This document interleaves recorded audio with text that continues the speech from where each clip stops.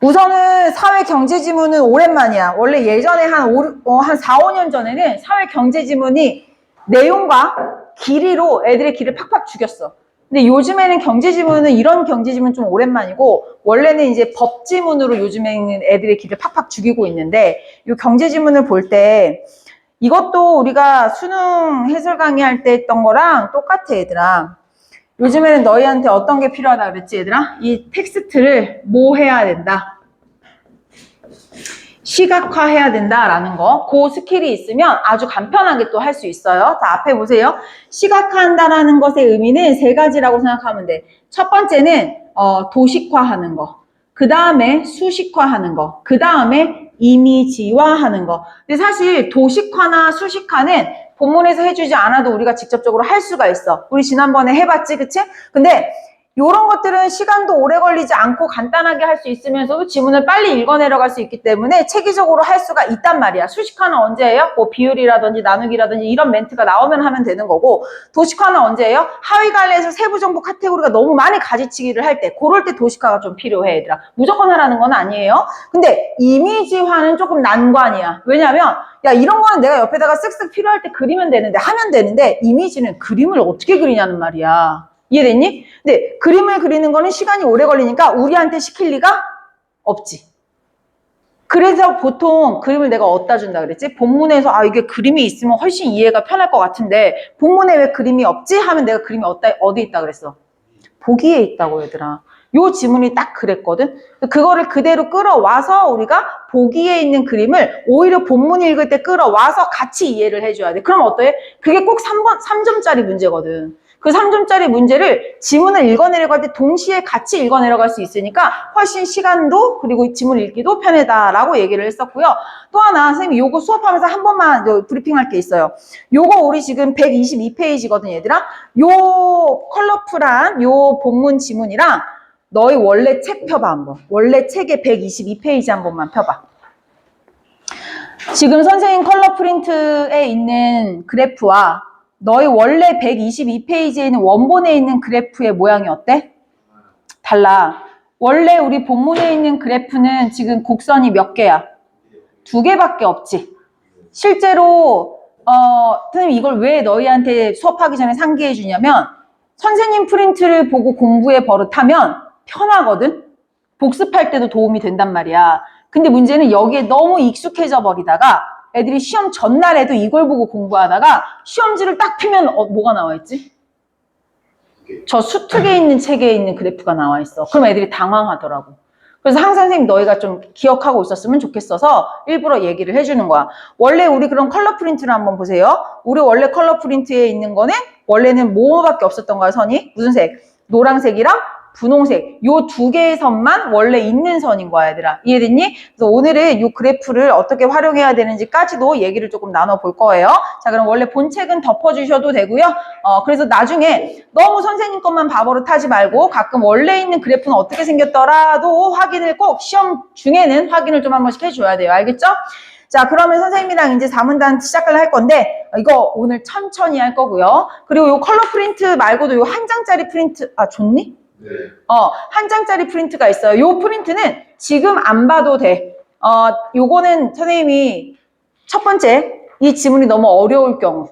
두 번째, 양이 너무 많을 경우. 사실 이번 거는 후자에 해당돼. 어렵다기보다는 양이 많아서 선생님이 문단 정리를 하나 해준 거고요. 여기 있는 프린트의 색깔과 여기 있는 이건 선생님 보조자료라고 말할 거야. 이 보조자료에 있는 색깔은 일치해. 여기에 있는 분홍색, 여기에 있는 분홍색, 노란색 다 일치하는 거야, 얘들. 알겠지? 그래서 나중에 복습하실 때 잘 이해가 안 될 때는 써먹으시면 됩니다. 이 한 장짜리는 꼭 잘 갖고 계세요. 왜? 네, 뒤에 리모컨 있어요. 알아서 하세요. 자, 그러면은 나 1문단으로 들어가 볼게요. 얘들아, 오늘은 선생님이 수업 되게 천천히 한번 해볼게요. 알겠죠? 근데 그런 거 있어. 내가 너희가 이거를 왜 많이 골랐을까를 한번 생각을 해봤거든. 일단 첫 번째, 그래프가 주는 위압감. 근데 아니야. 오늘 이 시간에 보면은 앞에 봐요. 우리는 글을 시각화하는데 에너지 소모가 많이 들어. 근데 이미 그림이 나와 있네? 그럼 우리의 소모가 어떤 거야? 덜 하다라는 거거든? 확실히 편하다라는 거야. 그걸 빨리 인지를 해야 되고요. 그 다음에 내가 선생님이 너희한테 그 책을 122페이지 펴보라 그랬잖아. 그거 왜 펴보라 그랬냐면은 그 그래프에 선이 있는지가 궁금했어. 니네가 이게 4번이 어렵다고 골라갖고 왔는데 실제로 선이 그어져 있어야지 얘들아. 그래프가 위쪽으로 이동한대. 그럼 그 IS 선을 그래프를 위쪽으로 한번 그려보고 아래쪽으로 그려보고 이게 실제로 그려졌어야 되는데 안 그려져 있어. 안 그려놓고 이 지문 어렵대. 안 그리니까 어렵지 얘들아. 이해됐니? 그래서 오늘 이 시간에 그래프가 왜 도움이 되는 거고 이런 그래프가 나왔을 때는 어떻게 접근을 해야 되는 건지를 조금 배워가시면 좋을 것 같아요. 알겠죠? 그러면 더 이상 이 그래프가 나왔을 때 짜증나지 않아. 오히려 좋네. 좋다고. 그지? 좋다고. 알겠죠? 자, 그럼 천천히 나가볼게요, 얘들아. 1문단부터 갑시다. 근대 경제학은 국민소득, 물가, 고용, 경기 변동을 거시적 현상을 설명하기 위해서 다양한 모형을 발전시켜왔다가 첫 문장이었는데 사실 이 질문에서 내가 이 질문을 또 너희가 어렵다고 생각한 이유는 배경 지식을 많이 안 깔아줬기 때문이라고도 생각을 해요. 위에 맨 빨간 색깔 굵은 글씨 보여요, 얘들아?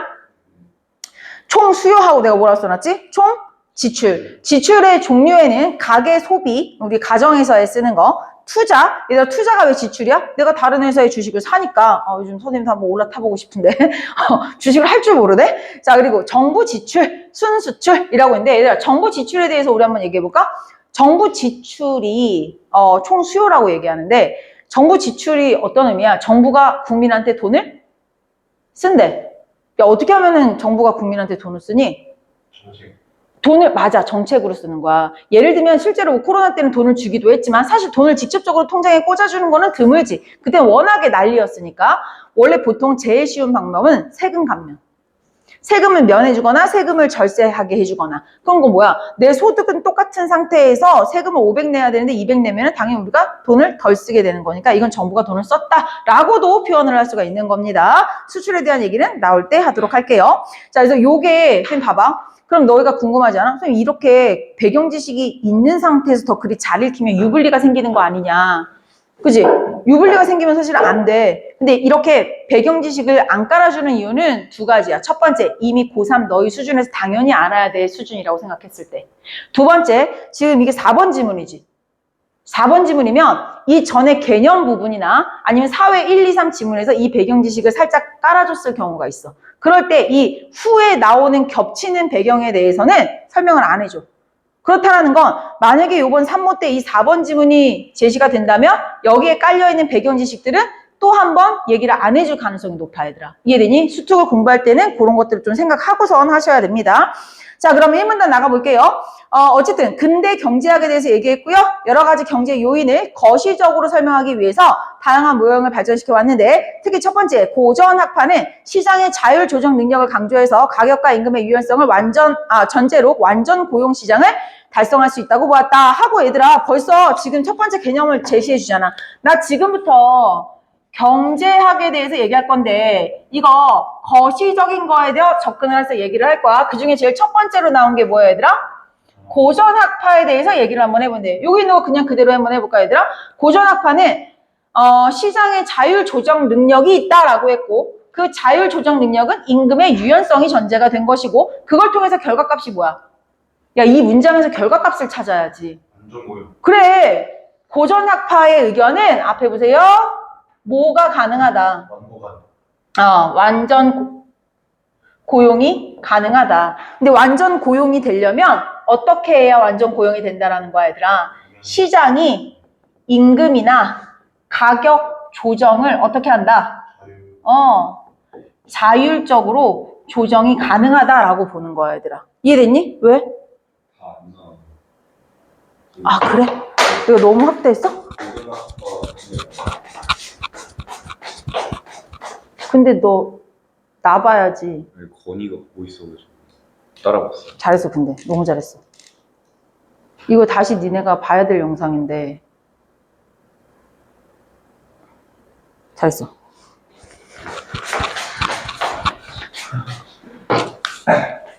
야, 이쪽 오니까 덥다. 끌게요. 자, 다시 갈게요, 얘들아. 고전학파의 의견은 완전 고용시장이 가능하다. 어떨 때 가능하다, 얘들아? 임금과 가격 조정이 시장에서 자율적으로 되기 때문에. 이해됐니?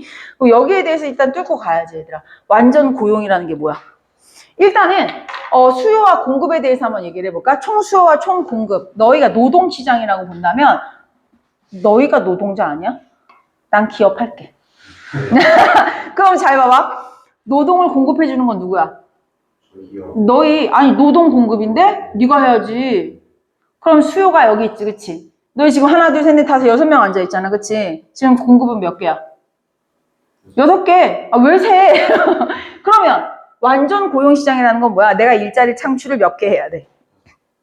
6명 고용하겠다 해야 돼. 그래서 이게 딱 맞아떨어지면 어떤 시장이 만들어진다? 완전 고용시장. 근데 이게 딱 맞아떨어질 리가 없지. 나는 2자리 구하는데 니네 몇 명이야? 6명이야. 이러면 이제 문제가 생기지. 그럴 때 뭘 조정한다라는 거야? 시장이 자기 스스로 자율적으로 임금을 조정해서 그 수요와 공급의 이 밸런스를 잘 딱 맞게 맞춰간다라는 거거든. 이해돼요? 내가 만약에 더 구하고 싶어. 근데 사람이 모자라. 그럼 임금을 어떻게 하면 돼? 올려야지. 사람은 없는데 수요는 많아? 그럼 나 임금 올려야지. 이해됐어요? 이런 식으로 이걸 조정하고 맞춰간다라는 거거든. 이거 가능은 해.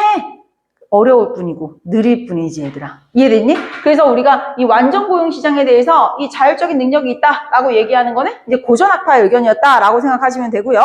자, 다음으로 한번 가볼게요. 그런데 이 20세기 초의 대공황을 계기로 해서 시장의 자율 조정에 한계가 있다고 비판이 제기되었고 여기에서 이제 케인스가 나왔네. 케인스는 괄호 2번 읽어볼게요. 총 수요가 자동으로 총 공급에 맞춰진다? 선생님 필기 이제 이해되지? 괄호 1번과 괄호 2번 같은 색깔 숫자 1, 2번은 똑같은 말을 재진술해 놓은 겁니다, 얘들아. 왜 재진술이야? 총 수요가 자동으로, 자동이잖아. 이거 뭐야? 자동 바꿔봐, 얘들아. 자율 조정 능력이야.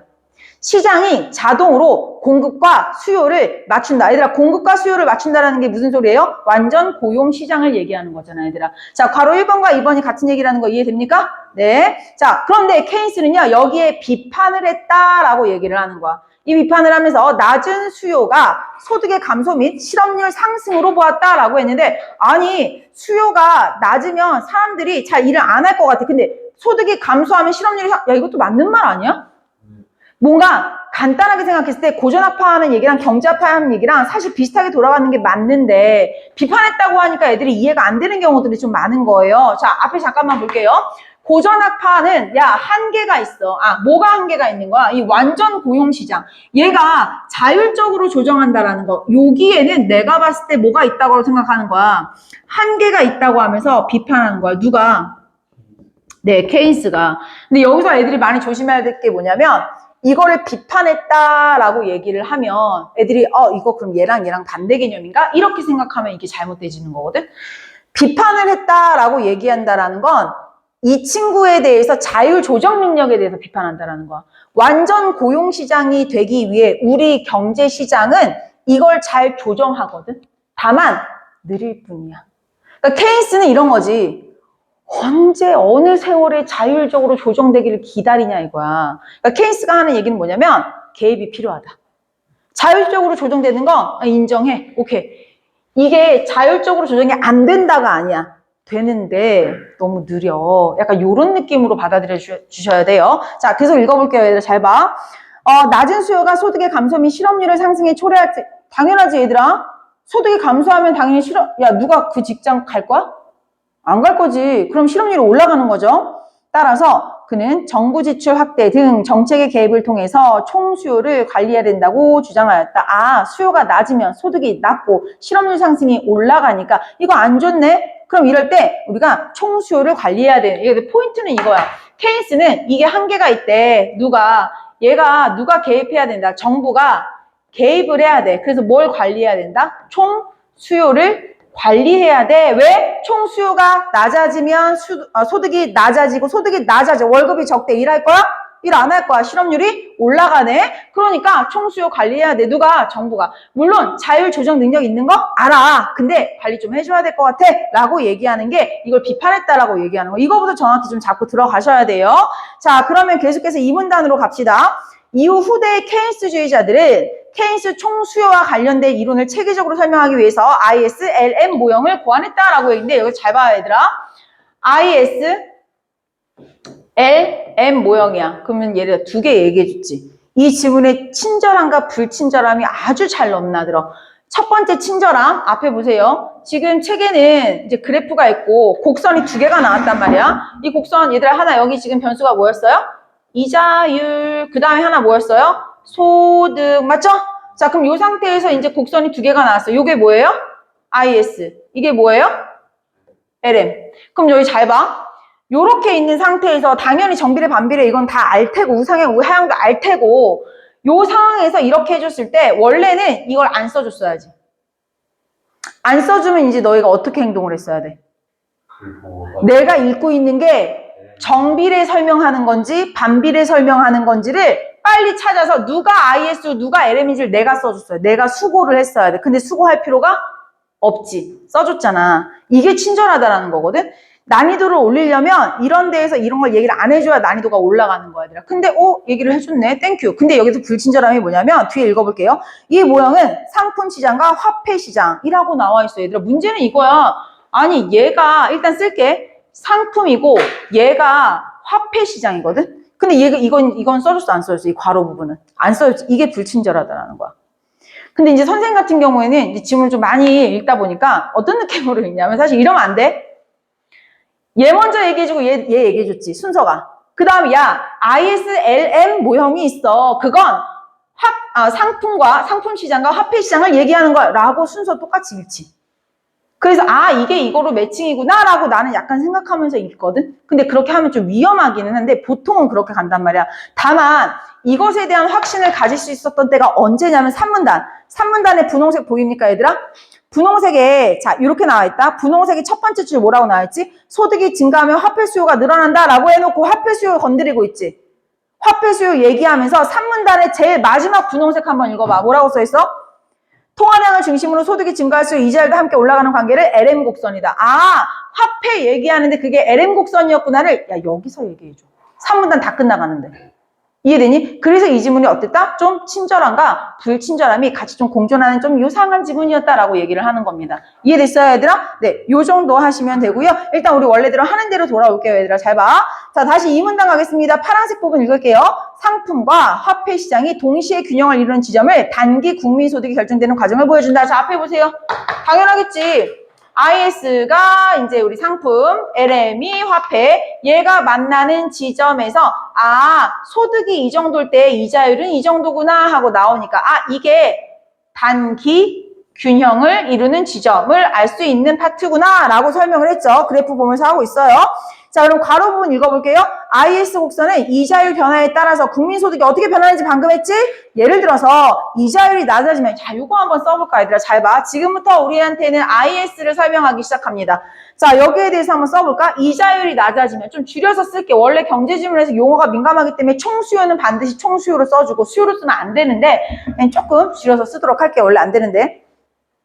이자율이 낮아지면 기업의 투자가 증가하고 투자가 증가하면 소득이 상승하고 그대로 쓴다. 그 다음에 소비가 촉진되나. 요거 한번 이해를 해보자. 지금 IS 얘기하고 있어요. 이자가 낮아진다는 건 뭐야? 은행에서 내가 돈을 빌릴 때 이자가 싸다. 좋아, 싫어? 좋지. 만약에 나도 요번에 코스피 6,000 올라갔는데 나도 한번 뭐 올라타보고 싶어. 근데 나 돈이 없어. 돈이 없는데 수익을 한번 내보고 싶어. 돈 없으면 무슨 생각해? 빌려야지. 근데 이자가 싸네? 그럼 빌릴 거야, 안 빌릴 거야? 빌려야지. 이자가 싸면 빌려서 투자해. 그럼 나 돈 벌어 소득 올라가서 돈 많으면 뭐 할 거야? 소비할 거야, 얘들아. 이해되니? 요거를 주르륵 얘기해주는데 이게 IS였네? 그럼 너희 한번 생각해보자. 정보를 이렇게 많이 줬단 말이야. 근데 우리한테 지금 여기서 제일 중요한 정보가 뭐였을까? 또. 얘들아, 그래프 봐봐. 그렇지. 야, 축을 봐야지. 여기서 제일 중요한 정보는 누구누구였던 거야? 이자와 누구의 관계? 미안. 좋아요. 안 괜찮은. 이자와 누구의 관계? 소득의 관계야. 그럼 얘네만 뚫어져라 쳐다봐봐. 얘네 지금 무슨 관계야? 반비례 관계네. 반비례 관계는 당연히 봐봐. 이해됐어요? 얘는 당연히 반비례니까 하향이겠다라고 생각할 수 있지. 그럼 잘 봐봐. 이거 반대 케이스 니네가 얘기해볼까? 이자가 낮아지면 투자가 낮아지고 소득이 낮아지면 소비는 어떻게 해요? 잠깐만, 뭐가 이상하다? 미안해. 이자가 비싸지면 돈 안 빌리는 거지. 야, 이런 거 지적 빨리빨리 안 할래? 나 혼자 하는 거 아니지, 지금?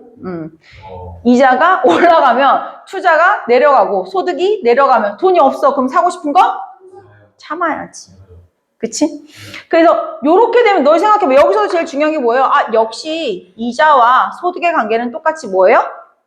하향이네. 우리 어디를 보면 되는 거예요? 여기 보면 되는 거잖아, 얘들아. 사실 그래프 필요해요? 사실 그래프 안 필요하지. 그지 않아? 이 그래프 그럼 왜 줬을까? 잘해봐. 이따가 밑에 내려갔을 때 선이 몇 개 더 필요하거든. 그때 선 그어보라고 주는 거야, 얘들아. 이거 지금 이거 이해하라고 이거 준 거 아니야. 이 수준에서 지금 우리 그래프 안 필요하단 말이지. 필요하니까 주는 거야. 필요할 때가 언제든 이따가 한번 봅시다. 자, 반대로 이제 반대의 경우도 다 얘기해주네. 이거 너무 과한 친절 아닙니까? 그지? 반대 경우도 다 얘기해줬어. 그러니까 얘들아, 독서지문을 읽을 때는 이런 거야. 여기서 내가 이게 말하는 바가 뭔지 똑바로 눈치를 채지 못하면 또 다른 정보가 새롭게 누적되는 것처럼 느껴지니까 이 지문이 과하다고 생각되는 거야. 하지만 우리가 이거를 똑바로 인지를 하고 이거 우하향이야, 이거 설명하는 거네 라고 잡아버린다면 이 설명 반대에 대한 얘기가 나왔을 때 어떤 느낌으로 읽을까? 난 이미 알고 있어. 이해돼요? 그 다음 이처럼 이자율이 변할 때마다 새롭게 형성되는 국민소득 수준을 연결한 것이 IS고 이것은 우하향이다. 까지도 다 알고 있는 내용이죠. 이해됐어요? 자, 그럼 우리 3문단으로 한번 넘어가 볼게요. 3문단. 한편 사람들이 소득이 증가하면 물건을 사고 서비스를 사용하는 활동이 많아져서 화폐 수요가 늘어나는데 하지만 중앙은행이 공급하는 통화량을 경제 내부에서 결정할 수 없는 요인으로 간주하면 새로운 내용이 나왔네? 그치? 갑자기 주체가 하나 등장했지. 얘들아, 우리 사회지문, 법지문이나 계약지문 어떤 이런 경제지문을 읽을 때는 항상 주체, 객체, 왜곡선지가 잘 나오기 때문에 반드시 체크해야 된다라고 얘기했어. 일단 주체가 나왔어. 중앙은행이가 나왔어요. 중앙은행이 뭘 준다고? 통화량을 고정하는데 이거는 누가 할 수 없어. 내부에서 할 수 없고 외부에서 하는 거래. 그래서 이걸 소득이나 이자율이 변해도 공급되는 돈의 양은 변하지 않음을 의미한다라고 했는데 요거 한번 이해를 해볼까? 약간 요런 느낌이지. 여기에 지금 뭐가 있는 거야? 중앙은행이 있는 거야. 우리 이따 뒤에 가면 한국은행이라고 나오거든요. 이거 화폐 찍어내는 은행을 중앙은행이라고 생각하시면 돼요, 얘들아. 왜냐면 우리가 돈을 이제 찍어내는 데가 있잖아, 그치? 그리고 여기에 지금 뭐가 있는 거야? 국내 뭐가 있는 거예요? 경제시장이 있는 거겠지. 그 경제시장 안에 이 중앙은행이 뭘 주는 거야? 화폐 찍어서 주는 거야. 예를 들면 얼마 딱 단위 정해서 주는 거야. 나머지 돈 정해서 줄 테니까 이자율을 올려서 소득을 내리든 올리든 니네끼리 지지고 볶아봐. 어떡해. 안 돼? 너 어디 갔다 왔어 방금? 어디 저기 멀리 갔다 왔어. 그 한 번씩 만져줘. 옆에. 그럼 잠이 안 오지. 알겠지? 자, 어쨌든 볼게요. 얘들 잘 봐. 중앙은행이 뭘 준다고? 화폐를 주는 거야. 통용되는 화폐를 주는 거야. 근데 그 통화량을 뭐 해놨다고 얘들아? 고정해놨다고. 얘네가 어렵다고 해서 화폐량을 갑자기 통화량을 확 늘리고 줄이고 하면 안 돼. 이해됐니? 그리고 요거는요. 얘가 어디서 하는 일이야? 외부에서 하는 일이야. 이거는 내부의 일인 거야, 얘들아. 여기서 이자를 올리고 내리고 이거는 니들끼리 지지고 볶아봐라 라고 얘기를 하는 거란 말이야. 이해됐어요? 네, 요 정도까지 체크하시면 됩니다. 자, 여기 이 ISLN 얘기할 때는 지금 누가 주체인 거야? 중앙은행이 주체인 거야. 근데 중앙은행이 하는 건 뭘 건드리는 거야? 통화량을 고정시키는 거야. 통화량을 중앙은행이 고정시키는 건 어디서 하는 거야? 내부가 아니라 외부에서 하는 거야. 주체나 객체가 구분 지어지는 정보가 나왔을 때는 잘 체크해줘야 돼, 얘들아. 알겠니? 자, 계속하겠습니다. 외생적으로 하는 일이 고정해 두었다면 소득이나 이자율이 변해도 공급되는 돈의 양 세 글자로 바꿔봐. 통화량. 변하지 않는다 두 글자로 바꿔봐. 그래, 통화량이 고정된다. 이거 똑같은 말이잖아, 얘들아. 이해됐어요? 자, 소득 증가로 화폐 수요가 늘어나면서 얘들아 여기서부터 이제 또 시작하네. 이거 올라갔다 내려갔다. 소득 증가로 화폐 수요가 늘어나면 유동성이 부족해지고 화폐 수요가 초과 상태가 발생한다. 요거 한번 그대로 써볼까요, 얘들아? 보자. 소득의 증가, 수요가 늘어나면 유동성이 부족해지고 초과가 된다. 요거 한번 써보자. 뭐래? 나는 그걸 체크를 안 해놨네.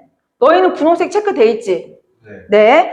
소득이 늘어나면 나는 체크를 안 해놨어. 화폐 공가 수요가 교환 찾기 위해서 수요가 늘어난다. 수요. 이거 화폐 수요다. 화폐 수요가 늘어나고, 그 다음 또 뭐야? 여기다 쓰면 되겠다. 그치? 여기 밑에 공간이 좀 남으니까 여기다 써볼까?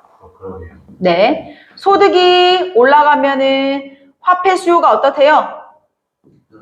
올라간대. 자, 화폐 수요 올라가면 유동성이 부족해진대. 오케이. 유동성이 부족해지고. 자, 유동성이 부족해지면 그 다음에 화폐 수요가 초과되기 때문에, 그치? 돈이 돌지 않아. 초과 상태야. 그렇게 되면 화폐 공급과 수요가 균형을 찾기 위해서 이자율을 상승시켜야 된다. 오케이, 알았어요. 이자율을 상승시켜야 된다. 그럼 앞에 봐봐. 선생님 왜 여기다 썼을까? 니네도 읽을 때 감이 있어야 되는 거야. 아까 전에 우리가 이 문단까지 읽는 동안 우하향한다 라고 읽었지, 그치? 그러면 느낌이 와야지. 지금까지 무슨 곡선 설명했어? 그럼 이제 무슨 곡선 설명할 차례구나. LM 설명할 차례구나라는 느낌이 와야 돼, 얘들아. 그러면 너 이렇게 봐봐. 아, 얘가 LM이야. 그럼 얘들아, 봐봐. 여기서 이 정보 줬지. 여기서도 또 이렇게 파악해버리면 여기서도 파악하는 거 간단해지. 누가 중요한 거니? 그래, 얘네가 중요한 거야, 얘네가. 그럼 얘는 지금 무슨 관계야? 정비례 관계잖아, 얘들아. 그 정비례 관계는 우상향. 이해됐어요? 근데 혹시 보니까 LM이 어떻게 하고 있어요? 우상향. 여기까지도 사실 그래프가 어때요? 필요가 없어. 그치? 그래프 씨 왜 준 거야? 아이, 우리 너무 우습게 본 거다! 라고 이 콧방귀 껴줘야 돼, 얘들아, 이 정도는.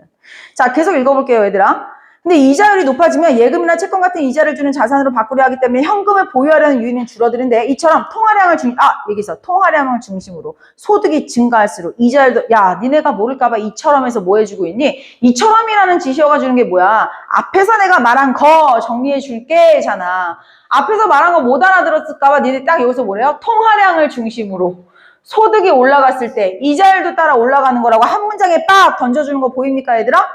네. 통화량을 중심으로 소득이 증가할수록 이자율도 함께 올라가는 관계를 LM 곡선이라는 걸 여기서 이제 얘기해 주지만 우리는 알고 있었어야 돼, 얘들아. 분위기상 IS 얘기해 줬으니까 이제 LM 하겠지라고 해줬어야 되는 거 확인만 하시면 됩니다. 그러면 우상향의 형태를 띈다. 그래서 이제 파란색 튀어나옵니다. IS 곡선과 LM 곡선이 만나서 교차하는 지점이 바로 경제가 단기적으로 균형을 이루는 지점이다. 앞에 보세요, 얘들아. 소득이 높아지면 이자율도 높아져. 근데 이자율이 높아지면 다시 소득이 낮아져야 돼. 이런 관계가 맞물려서 여기 만나는 지점이 새로운 균형이다. 근데 이거는 단기 균형이었다라는 거 하나 기억해 주시고요. 이해됐어요, 얘들아? 네, 요 정도 하시면 됩니다. 확실히 얘들아, 문단 돌아가는 거 색깔로 한번 구분해봐. 이 문단에서 잘 봐. 이 문단에서 기억 보입니까? ISL의 모형을 고안하였다? 그 밑에 문장에 상품과 화폐 시장이 동시에 균형을 이루는 지점을 통해 단기 소득이 결정되는 과정을 보여준다 해서 딱 끊어봐. 요렇게 딱 끊어내고 나서 색깔이 어떻게 나왔지? 노란색 다음에 분홍색 다음에 이 노란색 분홍색이 합쳐져서 파란색이 나온다잖아. 근데 지금 그거를 앞에서 첫 문장 쫙 끊어준 다음에 디테일하게 노란색 한번 쫙, 분홍색 한번 쫙, 그리고 뭘로 마무리? 파란색으로 마무리. 이해됐어요? 이 문단이 항상 이런 구조로 흘러가야 되더라. 선생님 색깔을 쓰는 이유도 니네가 문단이 만들어지는 그 구조를 조금 알았으면 좋겠어. 이해되니? 첫 번째 딱 떠주고 살짝 보여줘. 못 알아들었을까봐 자세히 설명해. 그리고 마지막에 한 번 더. 요렇게 하는 질문들도 좀 있습니다. 자, 그럼 얘들아 여기까지가 궁금해. 아이씨 뭐야. 그래프 굳이 없어도 나 이거 충분히 이해되는데? 정비례 반비례밖에 안 되는 거잖아요. 그죠? 눈으로 확인만 하시면 되는 거였죠. 자, 그럼 이 상태에서 이제 우리 4문단으로 한번 넘어가 볼게요. 이 ISLM 모형은 5, 60년대의 거시경제. 오케이. 여기서 잡아야 될 거. 앞에 봐. 지금 아까 처음에 1문단 스타트할 때 경제인데 나 이거 거시경제학 설명할 거다라고 상위 기능을 잡아줬지. 그러면서 하위 개념이 이렇게 나왔거든? 선생님들이 어디서 속이냐면 케인스가 거시경제의 하위 개념 이렇게 두 개가 나왔는데 얘가 얘를 뭐 했다 그랬지? 비판했다고 해버리면 뭔가 반대 개념이라고 얘들이 착각하고 속아넘길 수가 있어요. 거시의 반대가 뭐야? 미시잖아요? 그럼 그런 거 슬쩍 케인스 짝꿍으로 집어넣는 거야. 거시적인 거에 고전학파를 반대해서 케인스의 미시적인 어쩌고저쩌고가 나왔다면 딱 틀린 거지. 근데 케인스에 대한 서술은 다 맞는 말만 해놔. 딱 미시, 고글자만 틀리게. 그럼 애들이 다 속아 넘어가, 얘들아. 그런 거 조심하셔야겠죠? 자, 여기서 다시 한번 얘기해 주잖아요. ISLM 모형. 얘들아, ISLM 모형 누구한테서 나온 거야? 케인스. 근데 ISLM 모형이 무슨 경제라고? 거시경제라고 얘들아. 이해됐어요? 똑같은 개념이어서 이건 상위범주. 거시경제의 정책의 기본 분석 틀로 널리 활용이 되었다. 자, 지금부터 우리 까만 색깔 가로 1번 읽겠습니다. 정보 재정이 야, 드디어 나오네. 이 지문 구성 봐라. 앞에 봐. 아까 처음에 케인스 뭐라 그랬지? 야, 이거 되는 건 아는데 너무 느려. 내가 봤을 때 이거 조금 더 확실하게 하려면 누가 개입해야 돼? 정부가 개입해서 뭐 관리해야 돼? 총수요 관리해야 돼를 지금 얘기하는 거야. 지금까지는 그럼 야, 지금 2, 3문단에서 그냥 뭐만 얘기해 준 거야? 이거 그냥 기본 모형만 설명해 준 거라고 얘들아. 이해되니? 본격적인 건 지금부터가 얘기가 본격화돼서 시작하는 거죠. 자, 지금 이거 정부가 개입해서 총수요 관리해야 돼를 지금 얘기해 주기 시작하는 거야, 얘들아. 지금 얘기해 주는 거 한번 읽어보도록 합시다, 얘들아. 주황 색깔. 정부가 재정을 확대하거나, 오케이, 알았어. 자, 정부가 어떻게 하는지 볼까요? 재정을 확대할 거래. 재정을 확대하는데 거기에 뭐라고 돼 있어요? 세금을 뭐 한다? 떨어뜨린다. 얘들아, 우리 정부가 확장적 정책을 펼친다라는 건 경기가 어떻게 돼 있을 때라는 거예요? 그렇지. 경기가 침체되어 있을 때를 말하는 거겠지, 그치? 네. 침체되어 있을 때 확장 정책을 펼치면 그 다음에 IS 곡선을 오른쪽으로 이동시킨다고? 한번 해볼까? 이거부터가 필요하기 때문에 너네한테 그래프를 준 거야. 왜 근데 그래프가 깨끗하냐고. 앞에 봐요. IS가 어느 쪽으로 이동한다고? 오른쪽으로 이동한다고. 그럼 오른쪽으로 한번 우리 이동시켜 볼까, 얘들아? 아이, 그래프가 너무 머네? 그냥 여기다 하자. 지우고.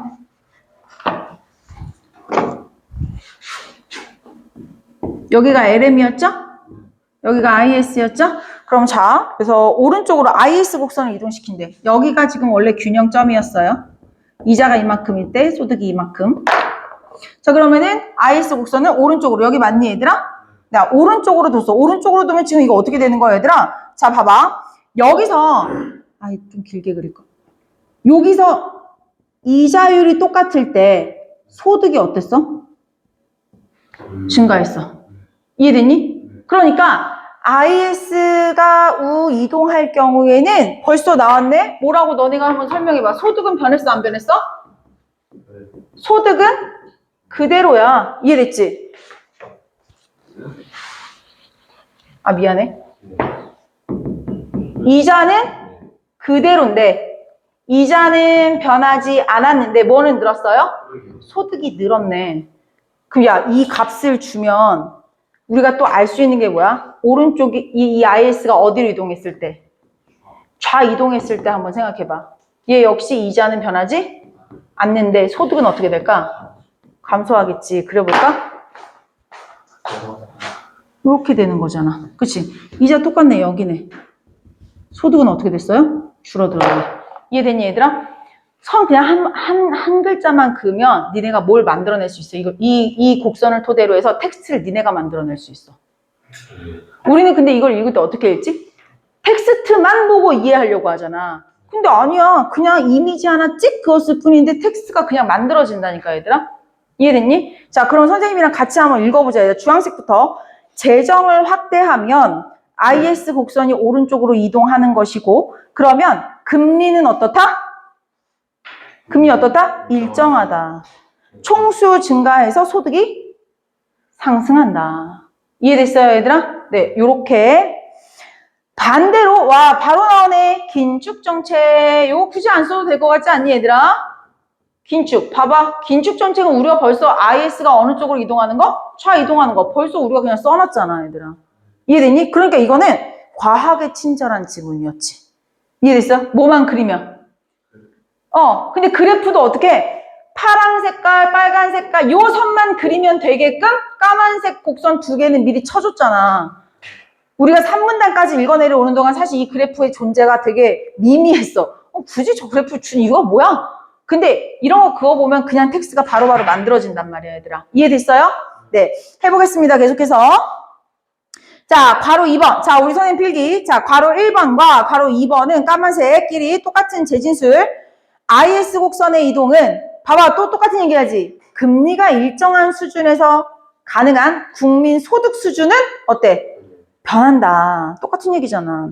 이에 따라 새로운 균형점에 도달하게 된다. 앞에 봐요. 아까 우리에게 새로운 균형점은 어디였어요? 균형점은 아까 어디였어요? 여기였지. 근데 우리한테 이제 다시 균형점을 만들어야 되겠죠. 자, 우리 균형점은 어떻게 찾아야 돼? 이 LM 곡선과 IS가 부딪히는 지점이 균형점이라고 얘기했죠? 여기 균형점은 여기가 되겠지.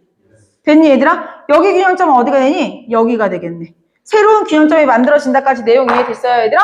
그러니까 그래프 그려야 된다고. 얼마나 이거 이해하기가 쉽냐고, 얘들아. 이해됐니? 네. 자, 그러면 계속해 보겠습니다. 2번 가로 지나가고 요렇게 해서 IS LM 곡선이었는데 그러나 이 모형은 70년대 오일 쇼크로 인한 기름값이 미쳤어. 스태그플레이션으로 한계를 드러냈다. 경기가 침체됐는데 막 물가는 막 올라가.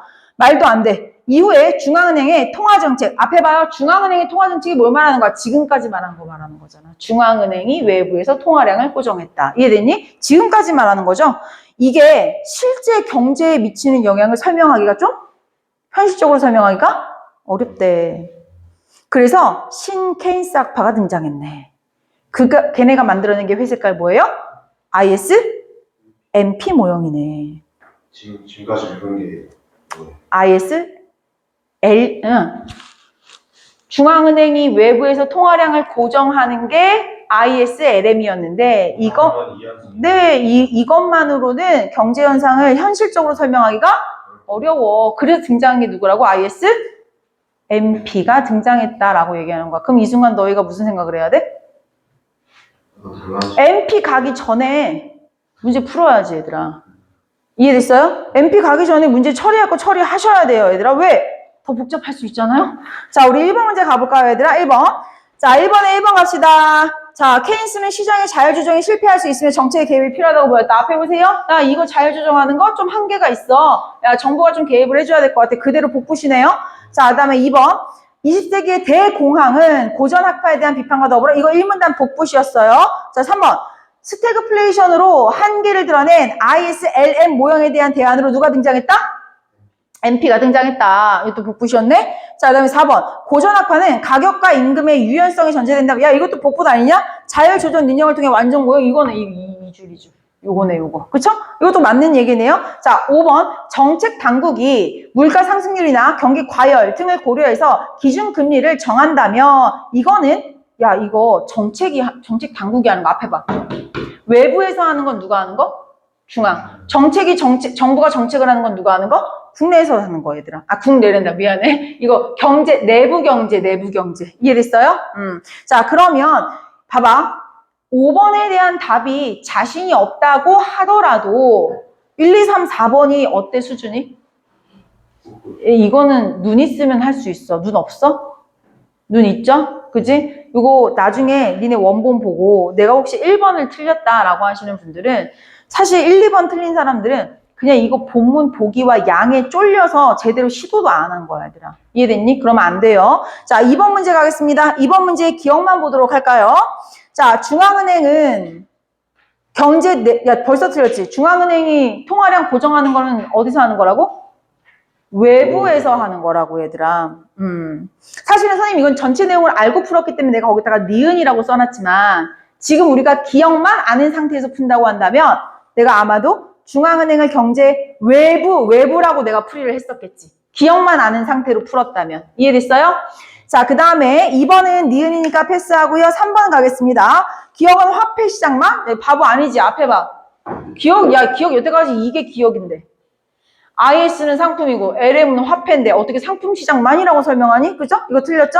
자, 그 다음에 4번 갈게요. 통화량을 통한 단기 맞잖아. 통화량 고정해서 단기 균형하는 점 찾아내는 거. 이해됐나요? 네, 이거 맞는 얘기였죠? 자, 그 다음에 5번. 기억에서 IS 곡선은 우하향이다. 얘들아, IS 곡선 우하향 맞아요. LM 곡선은 뭐예요? 상향인데, 야, 지금 달리라고 해놨어. 그럼 기억만 봤을 때도 이거 답 틀렸다는 거 찾아낼 수 있어, 없어? 찾아낼 수 있어야 돼, 얘들아. 이해됐니? 그러면 얘들아, 지금 봐봐. 니은을 제끼고 우리가 X 칠 수 있었던 게 1번 X, 3번 X, 4번 놔둬. 그럼 2, 4번만 남겨놓으면 되는 거야, 얘들아. 이해됐니? 네, 2, 4번 남겨놓고 사실은 조금 이렇게 마음에 여유가 있는 친구들은 MP 한번 볼까 하고 할 수 있어, 얘들아. 내가 그랬지. MP 설명하는 게 5, 6문단이죠. 근데 5, 6문단에 그래프 있어, 없어? 그래프가 없어. 그거 선생님이 갖다 박아놓은 거거든, 얘들아. 그럼 그래프가 없을 때 MP 그래프는 어디에 있을 가능성이 높다고? 보기에 있다고, 얘들아. 보기에 딱 봐봐. 보기에 지금 무슨 곡선이라고 써있어? MP 모형이라고 써있어, 얘들아. MP 모형 어떻게 생겼니? 앞에 봐요. 얘랑 똑같이 생기지 않았어요? LM이랑? 그치? 그럼 여기서 이미 이 2번 문제를 정말 정확하게 풀 수가 있는 여유가 있다면 이건 풀 수가 있었던 거거든. LM도 우 상향이 맞고요. 둘 다 얘도 LM도 화폐 시장과 상품 시장 둘 다를 말하는 거구나 라고 우리가 좀 예상할 수가 있겠지 얘들아. 요렇게 되면 얘들아 4번 선지가 아예 맞다라는 게 조금 이해가 된단 말이지. 근데 니은을 끝까지 못 푸는구나. 근데 니은도 잘 봐. 2번 봐봐 2번. 통화량이 이자와 소득에 미치는 영향. 야, 이거는 기억이야, 니은이야. 아직 니은을 읽지는 않았지만 기억 얘기 아니야, 얘들아. 통화량 건드는 거. 이해됐어요? 근데 자신 없으면 그냥 놔둬도 돼요, 얘들아. 그러니까 2번, 4번은 놔둔 상태로 우리가 3번, 4번은 나중에 해야 됩니다. 왜? 3번은 지금 뭐라고 써있지? 우리 그림에 MP 모형이라고 써있으니까 절대 못 건드려요. 자, 그 다음에 4번은 언제 할 수 있어요? 4번도요, 얘들아. 이게 딱 봐도 뭘 얘기하고 있니? 전체적인 내용에 대한 얘기를 이해해야만 풀 수 있다라고 얘기하는 거거든. 그러면 나중에 요거는 다 하고 와서 넘어와도 됩니다. 자, 그럼 이제 5, 6문단 들어가 보도록 할게요, 얘들아. 이게 선생님이 본문에다가 그래프를 너무 많이 그려놔가지고 너네가 어느 그래프를 봐야 할지 헷갈릴까봐 그래프 라지 B, C 체크를 좀 해놨어요, 얘들아. 이해됐니? 그래서 본문에도 실제 5, 6문단은 B를 보시면 되고요. 여기 6문단에서 맨 끝에 분홍 색깔 부분에서는 C라고 써놨죠? 그래서 나중에 복습할 때 편하라고 체크해드렸습니다. 나 5문단 해도 되겠니? 네. 자, LM 모형 갑시다. 힘내세요. 졸리면 일어나서 들으셔도 돼요. 자, IS LM 모형과 MP 모형은 모두 이자율을 모형 내부에서, 오케이, 알았어. 이자율을 조정하는 거, 이건 내부에서 하는 거야. 통화량을 하는 건 외부에서 하는 거야. 다시 한번 상기해주고 있죠? 자, 이자율을 모형 내부에서 결정되는 내생 변수로 다루고 있지만 LM은, 자, 동그라미만. LM은 통화량을 중앙은행이 밖에서 몰랐어요? 알고 있지 않았니? 네. 못 잡을까 봐. 야, 주체가 뭐 하는지 니네가 못 잡을까 봐 다시 이렇게 친절하게 적용해 주는 거지.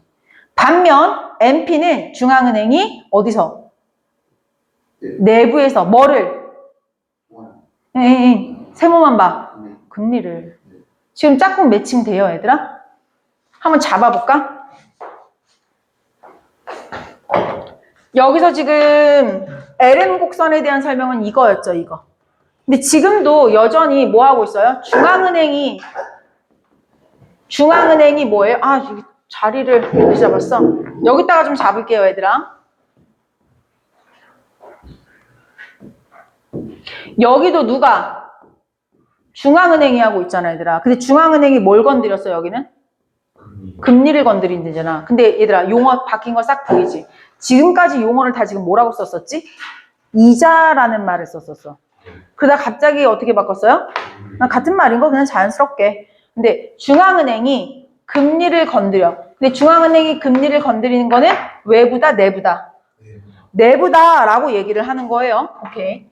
그러면 이런 거 좀 체크해놔야지. 오케이. 중앙은행, 주체가 똑같아. LM은 중앙은행이 통화량을 고정시키는 거는 외부에서 하는 거라고 지구했는데 여기서 중앙은행이 금리를 조절하는 거는 내부의 일이다라고 얘기하는 건 뭐예요? MP 곡선을 얘기하고 있는 거야, 얘들아. 이해됐어요? 근데 너 거기 그렇게 나가면 수업 뭘로 들으려고? 갖고 왔네.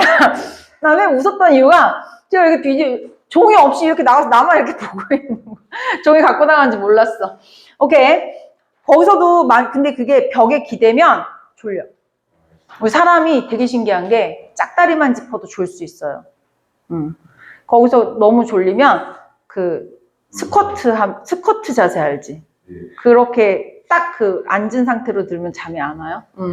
자, 어쨌든 이 중앙은행이 금리를 하는 건 내부의 일이고 중앙은행이 통화량을 하는 건 외부의 일 LM이었다라고 다시 한번 모를까봐 뭐 해줘서 친절하게 설명. 대립상 만들어줬잖아, 얘들아. 자, 계속할게요, 얘들아. 그러면 보라색 괄호 1번 읽어볼까요?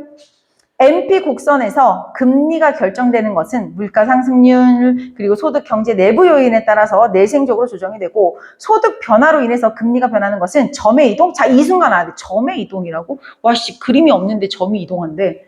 그러면 니네가 이제 눈치를 채야 돼. 아, 이거 우리 보고 시각화하라는 거구나. 근데 우리가 언제 시각화해? 한번 뒤져보자. 문제 여기 3번에 MP 곡선이랑 딱 써있네.를 끌고 왔어야 되는 거야. 여기 읽을 때 얘들아. 이해됐니? 그럼 우리가 한번 그래프를 그대로 한번 써볼까요? 그래프 여기다가 한번 그려볼게요. 이거 내가 지금 그리는 거는 무슨 곡선?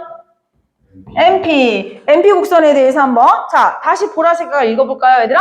소득의 변화로 인해서 금리가 변하는 것은 점의 이동으로 나타난다 라고 했어. 여기는 IS 곡선 그대로. 자 그럼 봐봐. 여기가 소득, 여기가 이자. 그럼 보자 얘들아. 여기가 균형점이었겠지 당연히. 그치?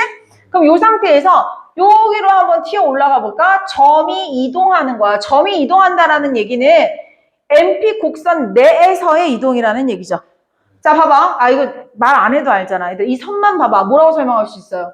소득과 이자는 둘 다 같이 올라갔잖아, 얘들아. 이해됐어요? 소득 올라갈 때 이자도 올라가고, 이자 또 올라가면 소득도 또 올라가고, 이거 설명하는 게 바로 무슨 이동이었어? 점의 이동이었구나. 이해됐어요? 괜찮니? 자, 그러면 다시 한번 가겠습니다. 너희가 못 읽어낼까봐 점의 이동에 대해서 괄호 2번, 보라색 괄호 2번에서 똑같은 말 반복해주죠. 소득이 증가하면 소비 투자가 늘어나서 총수요가 확대가 되고 물가 상승. 아, 이거 써보자 그냥 그대로. 지금 우리 MP 곡선 얘기한다. MP 한번 써볼까요? 그대로. 소득이 올라간대. 소득이 올라가면 소비 당연히 올라가지. 돈이 많잖아. 투자도 올라간대. 오케이. 자, 그 다음에 총수요. 총수요는 지출이라고 그랬어요. 앞에 봐요. 아까 내가 우리 총수요는 지출이 포함된다. 투자도 포함된다. 라고 얘기를 했었습니다. 그러니까 당연히 총수요도 올라가게 돼요. 자, 수요 올라가게 되면은 와우, 물가 상승. 물가도 올라가. 와, 미친 경제네. 그치? 자, 요렇게 돼버리면 이것을 억제하기 위해서 중앙은행이 금리를 인상할 거래. 오케이. 누가? 중앙은행이 금리를 어떻게 할 거다? 내릴 거래, 얘들아. 아, 올릴 거라고 써있니? 미안해요. 올릴 거래. 맞지? 근데 점의 이동이면 올라가는 건데. 그죠? 자, 물가 상승, 물가가 세지면 금리를 인상할 거래. 그럼 얘들아, 누구도 상승한다고? 시중금리도 상승한다고 써놨죠. 앞에 보세요. 이게 무슨 소리냐면은 중앙은행이 있으면 사실 시중은행도 있는 거야. 이게 약간 이런 느낌도 가면 좋을 것 같아. 중앙은행이 금리를 건드려버리면 누구에게도 영향을 끼칠까? 시중금리도 영향을 끼치게 되는 거야. 왜? 너희 생각해봐.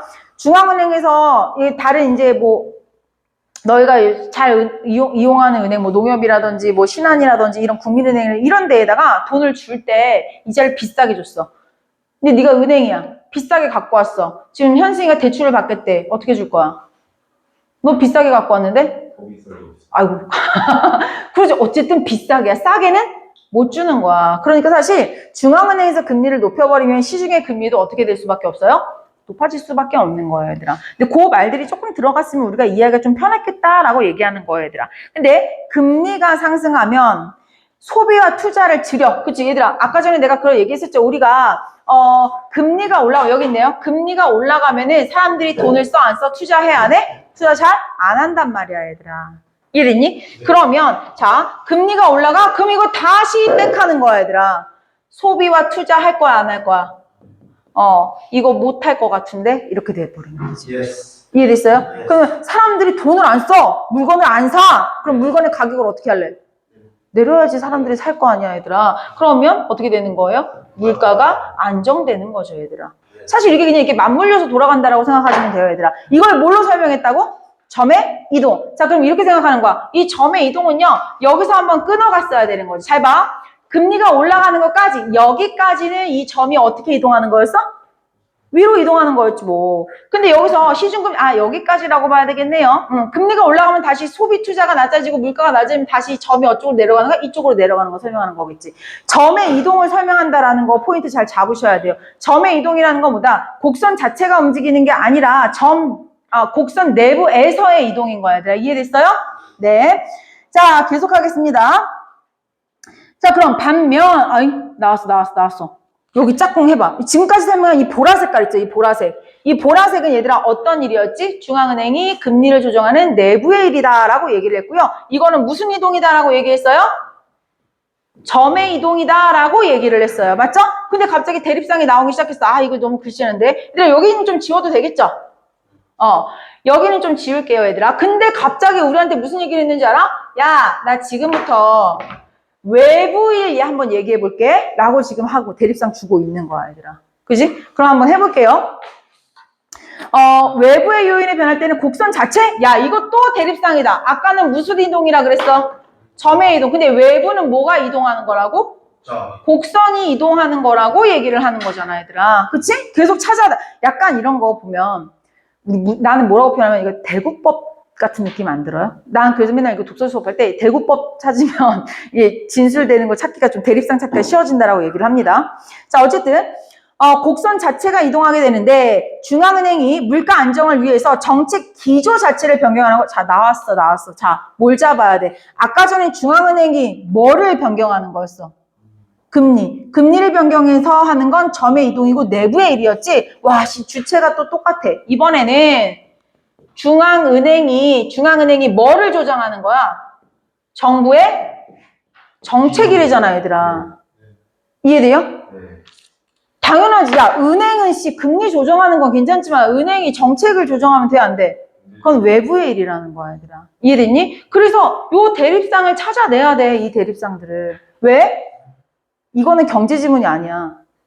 대립상 찾는 게 진짜 중요해, 얘들아. 이거 국어 지문이라는 걸 잊어서는 안 된다고.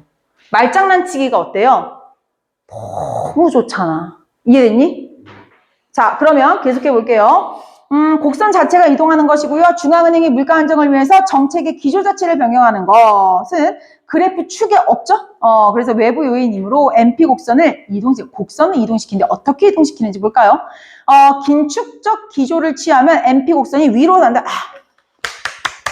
이거 왜 설명해 줬던 거야, 이거? 이거 설명하고 그대로 다시 한번 써먹으라는 거야. 우리가 과학기술 지문에서 내가 맨날 얘기했던 거 있지. 나는 에어컨의 원리에 대해 설명할 건데 에어컨 원리 설명하기 전에 앞에 문단에서 뭐 설명해줘? 선풍기 원리 설명해줘. 왜? 선풍기 원리 이해하잖아? 그러면 에어컨 원리 내가 설명하는 거 진짜 잘 이해할 수 있다? 요 같은 맥락으로 흘러가거든요. 이거 마찬가지야, 얘들아. 지금 이거 이해하라고. 이해됐니? 한번 해볼까, 얘들아? 자, 괄호 2번, 파란색 괄호 2번 가겠습니다. 중앙은행이 물가 상승을 억제하기 위해서 이번에는 얘들아, 너 잘 봐. 중앙은행이 물가 상승을 억제하기 위해서 긴축적인 기조를 취하면 이라고 하지만 이건 지금 얘들아 내부야, 외부야?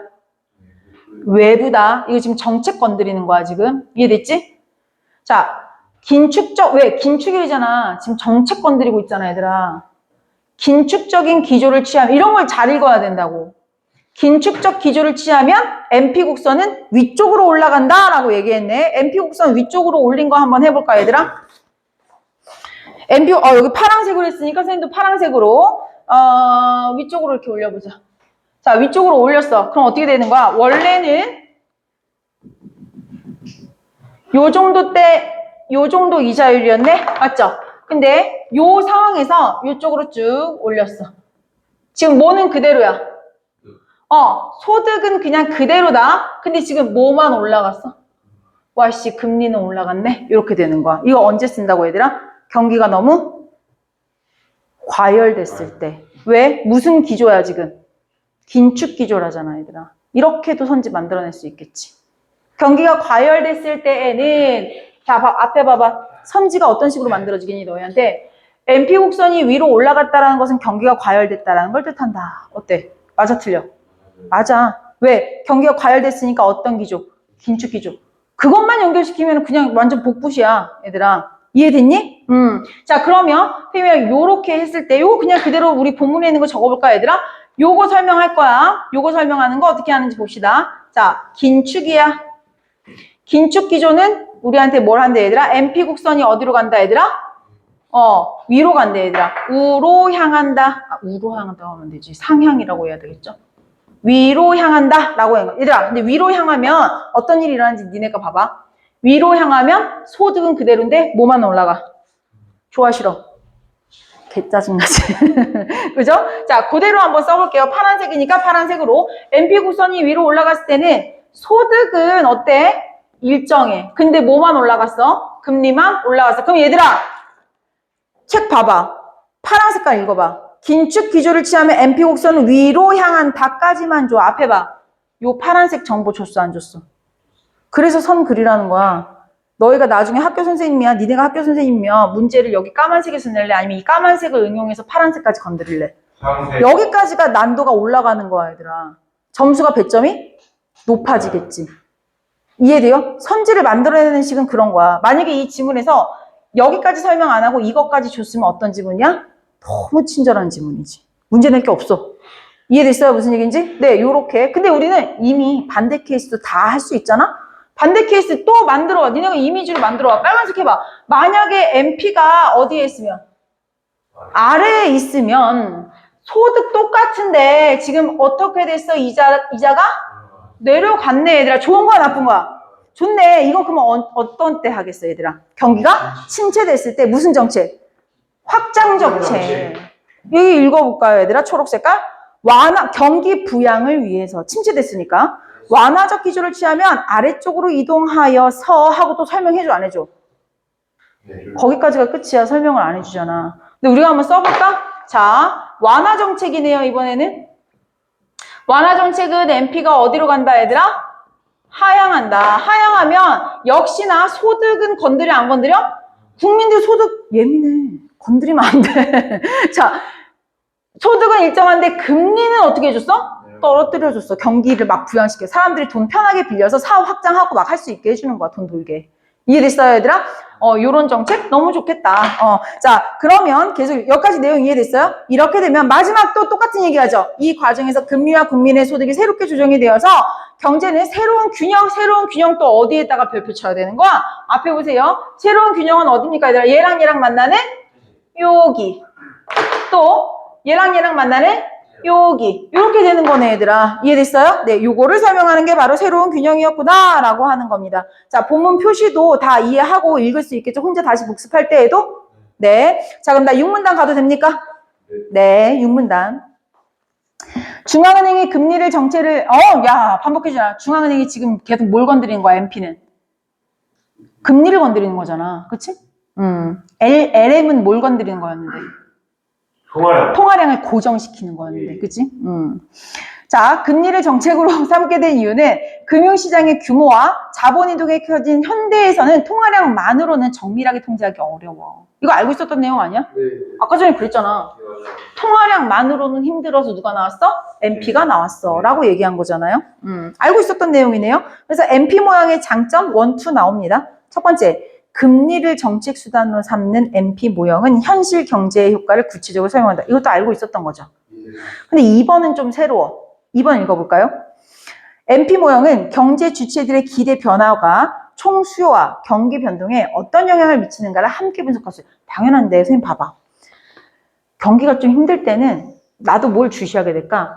금리가 올라가나? 내려가나? 이런 것들 볼 거란 말이야. 우리 중앙은행에서 금리 올려주나? 내려주나? 이런 거 하면 나도 예의 주시할 거란 말이야. 그게 지금 2번 얘기하는 거야, 얘들아.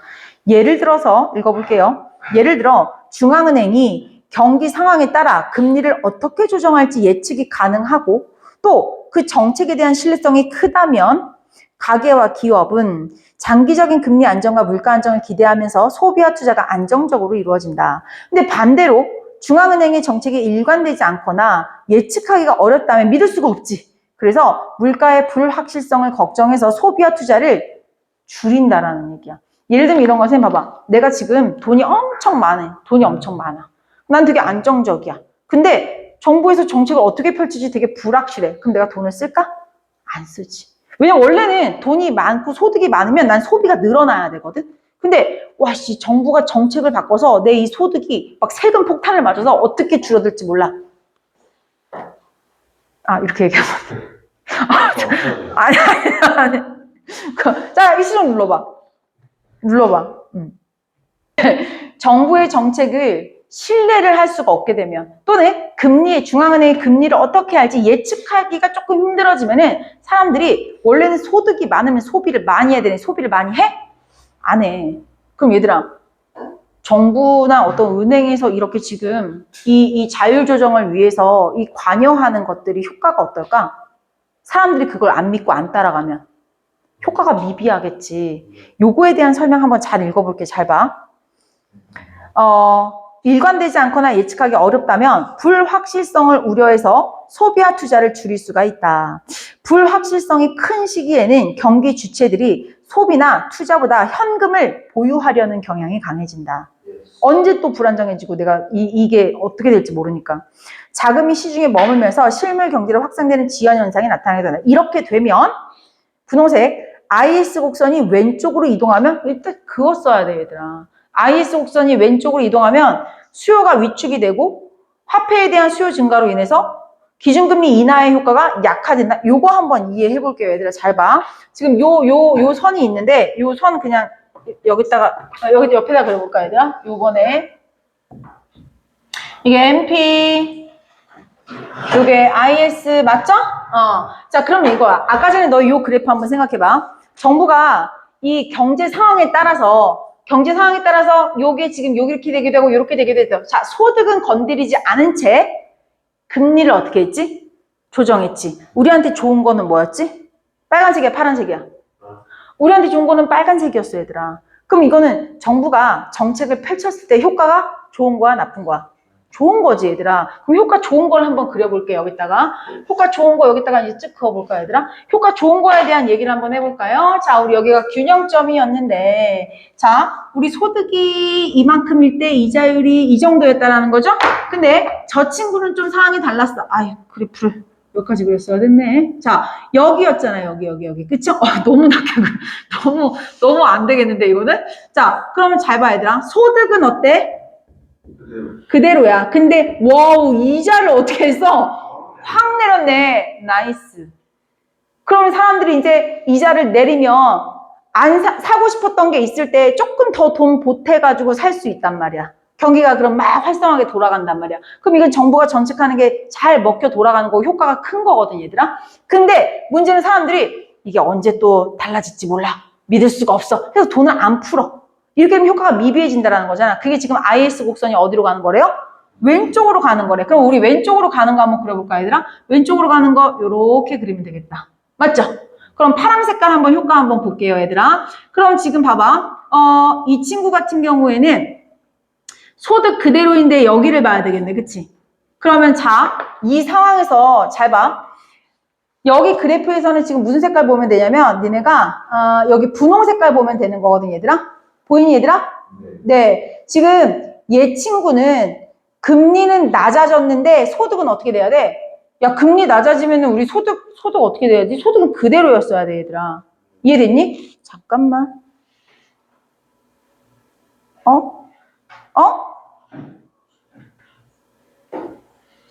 아닌데? 얘들아 다시. 야 나 혼자 수업하지 지금. 이씨. 자, 여기서 그럼, 자, 아니라고 했어. 선생님, 저는 지금 이상한 거 찾아냈어요. 빨리 손 들어봐. 선생님 그린 거였어요. 아니, 지금 요 칠판 잘못됐어. 얘기해. 그 점이 겹치는 데 있어야 돼요.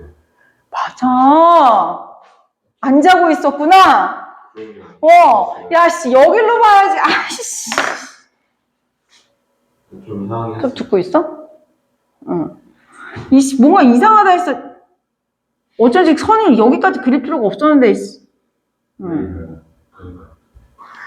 이씨. 잘했어. 여기, 얘들아. 진짜, 만나는 점. 앞에 보세요. 그러니까 여기서 지금 말이 안 되는 거야. 내가 지금 얘기하려고 하는데. 자, 봐봐. 원래대로라면 얘들아 빨간색이 우리가 좋은 정책이라고 얘기를 한다면, 잘 봐요. 여기서 왔을 때, 요렇게 되잖아, 얘들아. 그쵸? 그럼 봐봐. 이자 어떻게 됐지? 내려갔어. 근데 소득이 어떻게 돼? 올라가. 완전 좋은 정책 아니야, 저렇게 되면은? 그치? 근데 요 파란색, 아까 우리 본문에서는 뭐라 그랬지? IS가 어느 쪽으로 간다 그랬지? 왼쪽으로 이동한다 그랬지? 그치? IS를 왼쪽으로 이동했다라고 얘기했어. 요때는 지금 봐봐. 요때 한번 볼까? 지금 여기도 마찬가지. 요렇게 되는 거지. 그치? 근데 봐봐. 이자를 어쨌든 내리긴? 내렸지? 근데 씨 소득 어떻게 돼? 줄었어. 그럼 이거 좋아해? 이 효과가 미비했다는 얘기가 저 뜻이야, 얘들아. 이해돼요? 효과가 안 좋다라는 얘기. 그래서 지금 분홍 색깔 다시 깜짝 놀랐네. 자, 다시 한번 효과 읽어보도록 할게요, 얘들아. IS 곡선이 왼쪽으로 이동을 하게 되면은 총 수요가 위축이 되면서 어떻게 된다? 이게 어차피 사람들이 돈을 안 써. 그래서 금리를 인하한 효과가 어떻게 된다?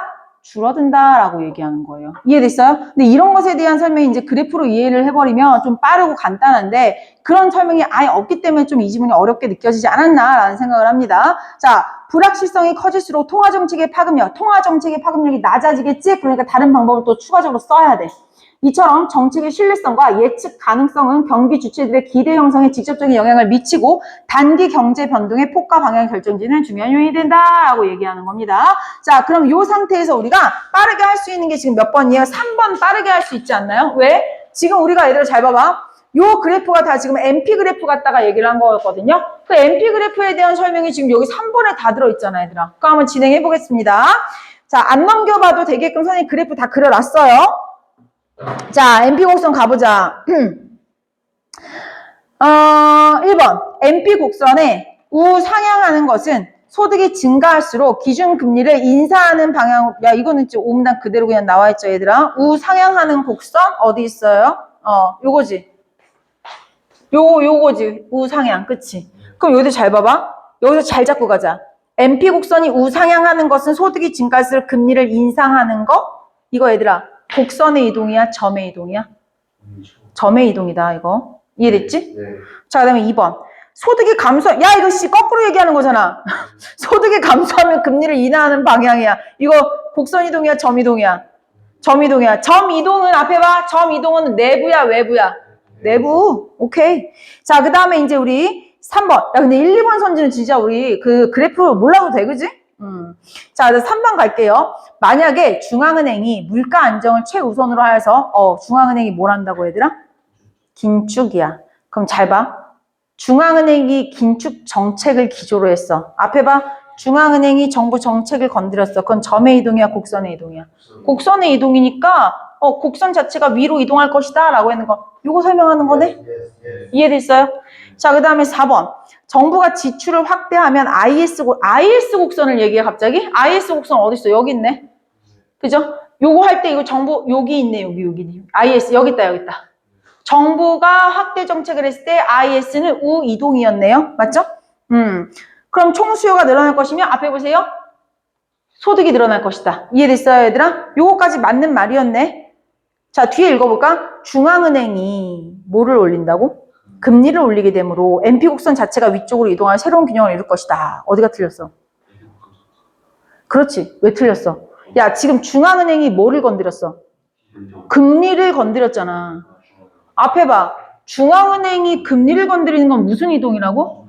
야, 진짜 답의 수준이. 내가 그랬지. 이거 경제 아니고 국어 과목이라고.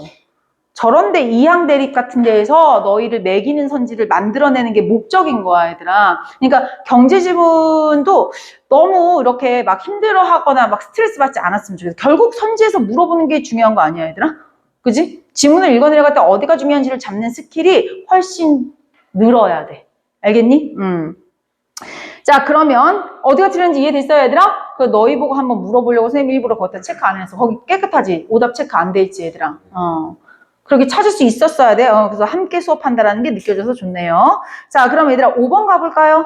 경제의 불확실성이 커져서 소비와 투자를 줄인다면 IS 곡선을 왼쪽으로 이동해서 수요. 야, 이거 방금 뭐 했지? 야, 이거 아니냐? 이거 지금 파란색이야, 빨간색이야? 여기 지금 5번에서 설명하는 거 파란색 설명하는 거야, 빨간색 설명하는 거야? 파란색 설명하는 거다. 아, 잠깐 섞여서 들릴 것 같은데? 괜찮아, 이거? 자, 다시 읽어볼게요. 경제가 불확실성해져서 IS 곡선을 어느 쪽으로 이동한다? 왼쪽으로 이동하면. 그러니까 너희도 만약에 이게 이번에 중간고사에 들어가. 그러면 그래프 뭐만 줄까? 그래프 너희한테는 이 상태만 줄 거 아니야, 얘들아. 그럼 근데 여기서 갑자기 곡선을 왼쪽으로 이동하라고? 그럼 니네가 샤프로 이렇게 그어. 긋고 선지 봐. 틀릴 리가 없어. 이해돼요? 자, 계속할게요. 니네 중간고사 시험 끝나고 시험지 봤는데 그래프 문제 나한테 깨끗하기만 해봐. 틀려오기만 해봐. 내가 얼굴에다가 그어줄 거야. 자, 볼게요. 금리를 어쨌든 왼쪽으로 이동한다면 기존의 균형점 2보다 좌하향한 위치에 새로운 균형점이 생기겠고, 야, 이미 기존의 균형점, 새로운 균형점, 좌하향 맞네요? 됐어요, 얘들아? 네, 요렇게. 그러니까 봐봐. 이 그래프를 갖고 와서 이해를 해버리니까 이미 우리는 균형점이 좌하향한다라는 것도 본문을 읽을 때 이미 알고 있단 말이야, 얘들아. 이해됐니? 왜? 니네가 분명히 이거에다가 점을 찍어놨을 테니까. 깨끗하면 안 돼, 얘들아. 이게 시각화시키는 게 훨씬 더 우리를 편하게 해줄 수 있어. 그러니까 그래프가 있는 게 좋다, 없는 게 좋다? 없는 게 좋대. 있는 게 좋다고 지금, 야, 수업 시작부터 끝까지, 이해됐어요, 얘들아? 네. 요 왜? 그림이 있다는 건 우리의 수고를 덜어주는 거야. 그러니까, 모의고사 막 시험 보다가 그래프 나와 있을 때, 아씨, 이런 거 할 필요가 없는 거야. 오, 땡큐. 하면 돼요. 자, 그럼 이 상태에서 우리가 얘들아, 아까 1, 2번 문제도 다 풀기는 했지만요. 2번 문제에 대해서 한번 쳐다보고는 갈게요. 2번 갑시다. 합해 통화량. 그치? 나왔잖아. 통화량은 뭘 건드리는 거였어? LM이야, MP야? LM이었다, 얘들아. 이해됐니? 그래서 니은에 대한 설명이 아니었고요. 자, 그 다음에 2번에 3번 선지 맞는 얘기고요. 자, 2번에 4번 선지. 금리를 조정할 현실적인 정책이다. 완전 맞는 말이죠. 이해됐나요? 네. 요렇게 하시면 2번도 통과됐고요. 이제 마지막 4번 문제 해결하도록 하겠습니다. 자, 4번 문제, 이제 적용 문제 어떻게 해야 되는지 한번 빠르게 가봅시다. 20년대 초, 그렇지. 이런 거 안 나오면 서운하지, 코로나. 이게, 경제를 강타하면서 침체됐겠지? 소비와 투자가 급감하고, 수출도 위축되고, 총수요 얘기하고 있는 거예요, 얘들아. 자, 이에 대응하여 한국은행이, 한국은행이 뭐 건드리고 있어? 금리 적용해야지. 그럼 내부야, 외부야? 이렇게 해야지 적용이라고. 나 사실 이거 필기 다 지워놓을까 하다가, 어차피 니네 시험 자료라서 내가 써놨어요, 얘들아. 이해됐죠? 이렇게 잡아가야 되는 거야. 속으로 스스로 생각해봐. 나 이 문제 풀 때 이렇게 풀었는지. 이해됐니? 자, 그럼 계속해서 금리를 최저 수준으로 인하하고 금융시장의 유동성 공급을 확대하였다. 동시에 누구도? 정부에서 확장 정책을 펼쳤대, 얘들아. 경기 침체니까. 그럼 얘들아, 와, 지금 내 외부에서 지금 뭐 하고 있어요? 완전 다 총력을 기울이는 거야. 코로나였으니까. 이해됐니? 그러나 이때는 정부가 은행이 아무리 열심히 해도 효과가 컸을까? 안 컸을까? 안 컸겠지. 와, 지금 이거 뭐 설명하는 거였구나? 요거, IS가 아래로 이동하는 거. 요거 설명하는 거였구나가 여기까지 왔으면 빨리 눈치를 채야지, 얘들아. 이해됐어요? 그 온통 지금 선지가 분홍색 범벅이잖아, 얘들아. 자, 선생님이랑 1번 선지 읽을게요. 그래서 어쨌든 안 읽었다. 그러나 팬데믹에는 이렇게 정부와 은행이 다 했음에도 불구하고 너무 불확실성해. 그래서 자금은 시중에 머물렀고 실물 경제로 확산되기가 어려워서 다른 추가적인 정책도 실시하였다. 뭐 이런 얘기였죠. 자, 그러면 1번 가겠습니다. 팬데믹 초기에는 IS 곡선의 위치가 어디로 갔겠니? 선지 안 읽어도 우리는 이미 알아야 돼요. 어느 쪽이야? 왼쪽. 그치? 이거 방금 했었잖아요. 자, 2번. 정부의 확장 재정 정책은 케인스가 말한 정부 정책의 개입을 통한 야, 이거는 아예 이 내용 얘기하고 있네, 이 내용. 그치? 갑자기 1문단? 자, 3번. 한국은행의 공식 발표는 경제 주체의 기대 형성이 경기 변동에 미치는 영향을 중시하는 야, 이것도 우리 6문단에 그대로 나와 있었던 내용이기 때문에 패스. 자, 4번. 금리 인하에도 불구하고 실물 경제로 자금이 확산되지 못한 게 뭐야? 금리를 내렸음에도 소득이 어때요? 같이 내려갔어. 선생님, 요 표시는 뭐냐면 금리가 낮아졌을 때 소득이 낮아지면 안 되는데 요런 풀입니다, 얘들아. 이해됐죠? 자기가 편한 대로 풀이 더 추가해 주시면 됩니다. 그 다음에 이제 5번 갈게요. 야, 답 수준 보소. 이거 기분 나빠야 돼. 한국은행이 경기 상황에 반응해서 야, 한국은행 동그라미 쳐봐. 한국은행이 뭘 건드렸어?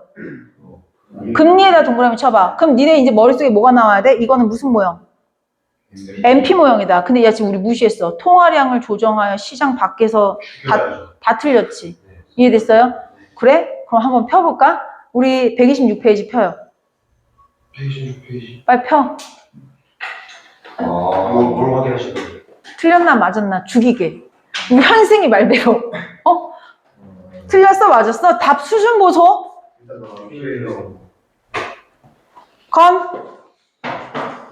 그래요. 자, 그래요. 이렇다니까. 지금 너는 왜 어딨어? 얘들아, 근데 봐봐. 여기서의 깨달음은 그거야. 확실히 우리가 정말 이 현란한 수업을 해놓고 답의 수준이 경제적이야, 국어적이야? 그냥 국어적이야, 얘들아. 아까도 앞선 문제에서도 요 문제에서도 결국 3, 4번 문제가 제일 어렵고 복잡해 보였지만 그 3, 4번 문제에서의 원하는 답이 다 지금 어디서 놀고 있니, 얘들아? 여기서 놀고 있지 않아, 여기서? 그치? 정보들이?